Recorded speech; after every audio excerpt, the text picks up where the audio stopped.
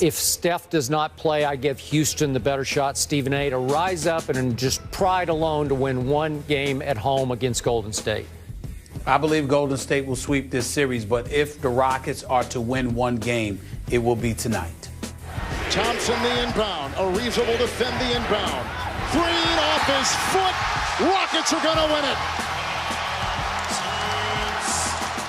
If you guys are working for the weekend, you're almost there. But first take. Happy Friday. Thank you so much for being with us. Gentlemen, you called it. The Rockets got that one. I don't know if we actually called it, but we gave them a shot. You did. Yeah. You were all right. Yeah, well. Skip Bayless, Stephen A. Smith, Molly Karam, how we doing? We have a lot to get into today. I think Stephen A. has a little bit of a delay, so it'll take a second for him. Is he there? I'm right here. Oh, yeah, we got you. Here we go. All right, let's get right into a lot to discuss here. So, as Steph Curry stated again, the Rockets showed signs of life in Game 3, beating the Warriors on James Harden's go-ahead jumper with 2 seconds to play, winning 97-96. Harden went off, scoring 35 points with 9 assists and 8 rebounds. Klay Thompson went cold, going 0 for 7. According to BPI, the Warriors still have a 97% chance to win the series. Stephen A., how concerned should this Warriors team be? Well, they got to be concerned about Steph Curry, but outside of that, I don't think they have to be concerned about much. I don't think they have to be concerned about losing this series. I don't anticipate that they will put forth a duplicate performance compared to last night. I mean, as far as I'm concerned, you have Maurice Spates play well. Sean Livingston definitely played very, very well. I was incredibly impressed with the way that he performed. Had that minutes restrictions to look out for because he ended up playing about 30 minutes, which is right around the time that they're going to allow him to play. They're not going to really allow him to play more than 30 minutes per game. But Sean Livingston played well. I give him a lot of credit for that.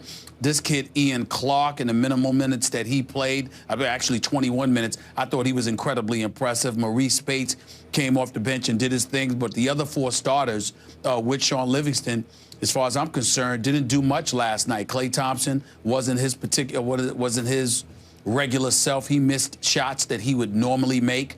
He shot 7 of 20 from the field, missed all 7 of his 3-point shots. Draymond Green looked absolutely normal. Just 3 of 9 shooting, 9.7 rebounds, 7 turnovers, by the way. That wasn't good. Bogut is Bogut, and Harrison Barnes, you expected him and Iguodala to be able to step up like they did in Game 2, or at least Iguodala did in Game 2 with the absence of Steph Curry, but it didn't happen. But in the end, what this comes down to is that Golden State was still in a position to win this basketball game. They had 23 assists, but they committed 14 turnovers. I didn't think that they were their regular fluid self. They had a lot of opportunities to make perimeter shots that they normally make, and they missed those shots. And because they missed those shots, as opposed to being completely shut down by the Houston Rockets, I'm going to sit there and say it's not much to worry about. I thought last night was a game the Golden State Warriors should have won. They were supposed to win, but they weren't able to close the deal because they missed shots they normally make. That last play with James Harden, where he scored on Andre Iguodala, that was a clear push-off, no doubt about it. I totally understand in situations like that you don't make that call if you're an official, because it's happened many, many times where you don't call that against a superstar offensive player. But it was clearly a push-off and an offensive foul as far as I'm concerned, and he was lucky to get those 2 points. And obviously the turnover at the end by Draymond Green, who just lost his concentration and let the ball go off his leg. It is what it is. But in the end, the Houston Rockets offensively are about James Harden and pretty much nothing else. And as a result, I thought that Golden State should have won this game, and Houston lucked up by winning this game. But still in all, they lost. It's 2-1. You don't want to push Steph Curry to play if he's not ready. But if he is ready, you certainly don't want to sit him because you don't want to risk this series being tied 2-2. So, timeout. You're saying that last James Harden play, you would have called the push-off, the offensive foul on James Harden? I'm saying it was an offensive foul. I don't know if I would have called it because there's many situations throughout basketball history, Skip, where you see an official notice an offensive foul or a push-off could have easily been called by a superstar, called against a superstar offensive player, and it doesn't get called. I'm saying it was a push-off on the part of James Harden. I just don't know, with the game on the line, if you call that against him in that situation. Superstars get favorable treatment, and that was one of them. Especially at home.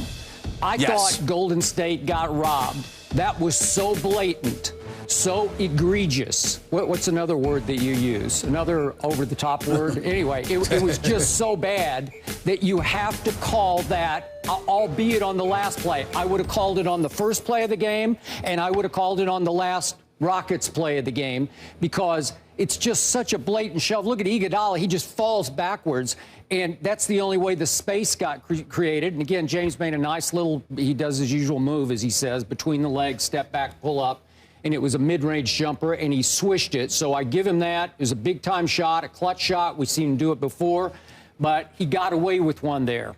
So here's my takeaway. Is it possible that even without Steph Curry, we saw once again that the only team that can beat Golden State is Golden State? Because this was a shockingly cold night, as Molly set up, for Golden State, even without Steph. I mean, how many nights will we see Klay Thompson go 0 for 7 from 3? How many times will we see Klay, who can be a big-time clutch shooter, miss a huge late 3 that he said felt good coming out of his hands and online all the way, and it missed? How many times will we see Draymond Green come up as small as he did last night? And I'm not just talking about the final play where he dribbled the ball off his ankle and out of bounds, but I'm talking about the numbers, Stephen A. He goes 3 for 9, 7 rebounds, 7 assists. Again, for anybody else, it would be okay to go 9, 7, and 7, but not for Draymond. And then I look at the rest of the guys, just nobody had a night except for Spates. You love Spates. He's been playing big, literally, coming off the bench. He went 7 for 11 for 22 points. But what I was impressed with Golden State was that despite all that, they fought their tails off down the stretch. That they played a hellacious good fourth quarter despite all the junk that went on early.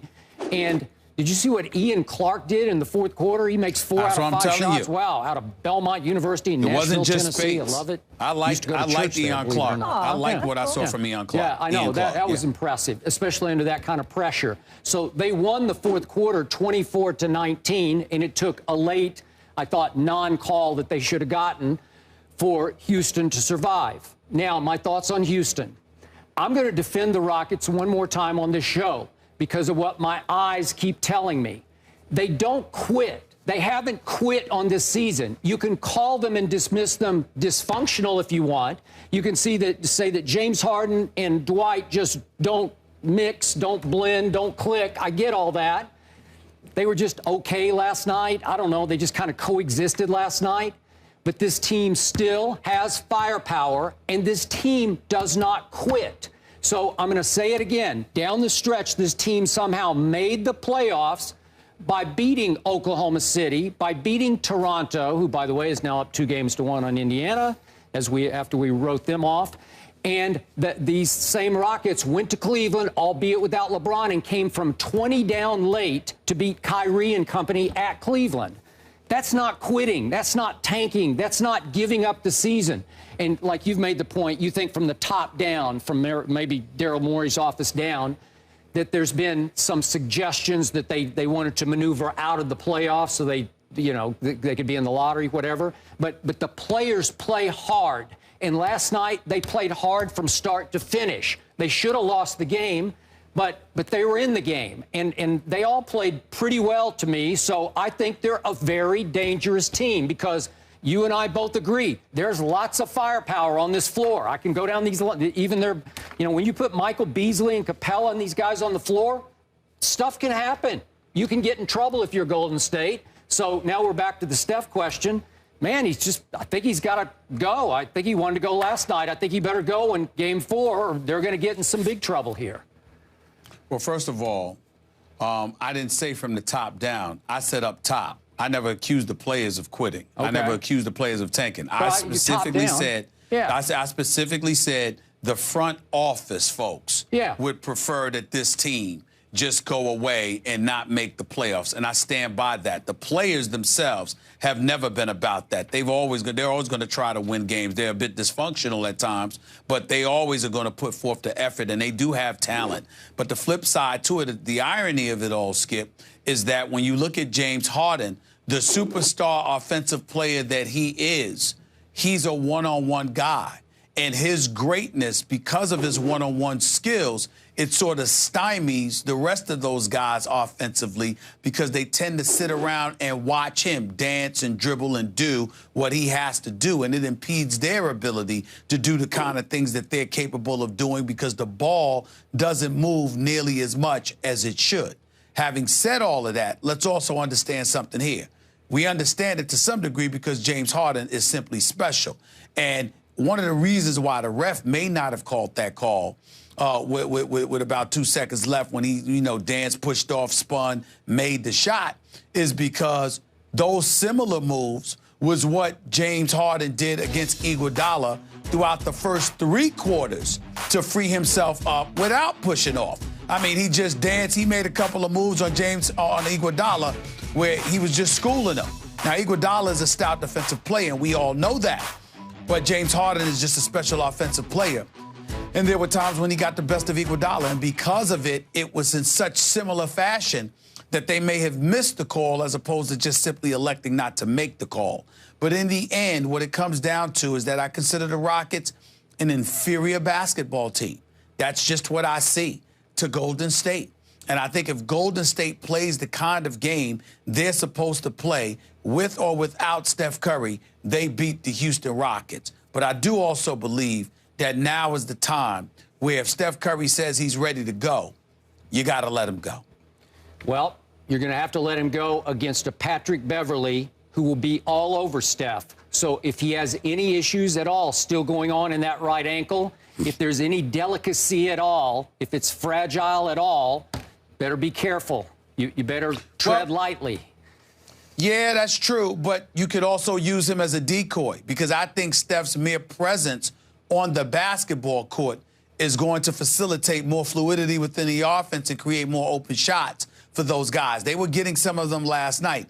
They'll get more of them with Steph Curry on the floor. Well, final thought on the whole idea of did the management want this team in the playoffs or not. The one thing management did not do, it did not try to shut down any of the stars on this team with quote-unquote injuries. They could have said, hey, Dwight, he does have knee problems, as we well know. Had him last year in the playoffs. They could have just said, we need to shut down Dwight. I don't know. They could have shut down James Harden for all I know. That's how you blatantly tank, but you're saying it was kind of between the lines more.